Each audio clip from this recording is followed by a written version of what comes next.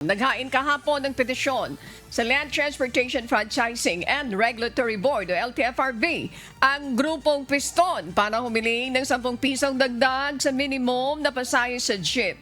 Ito ay sa gitna ng mataas na presyo ng diesel na pangunahing ginagamit ng mga pampasaherong jeep. Git ng grupo, bagaman may mga rollback sa presyo ng langis nito mga nakaraang linggo, hindi rin ito sapat dahil nananatili pa rin mahigit sa 100 piso ang presyo ng kada litro ng diesel.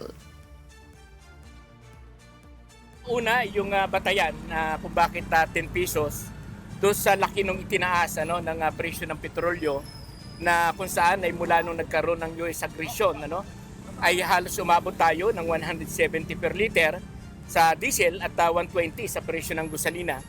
Kaya isa ito doon sa naging tungtungan ng ating pagpapile at siyempre yung usapin ng mataas na mga pyesa na ginagamit ng ating public transport na kung saan ay hindi naman bumababa ang mga presyong ito.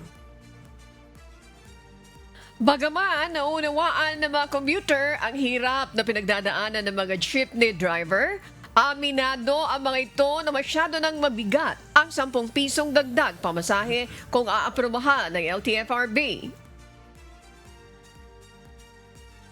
Sa 13 nga po, nahirapan na nga po kami. Kadagdagan pa ng 10. Masyado namang kawawa na yung mga tao. Hindi naman lahat maraming pera. Naku po, mukhang mabigat na po yun, sir.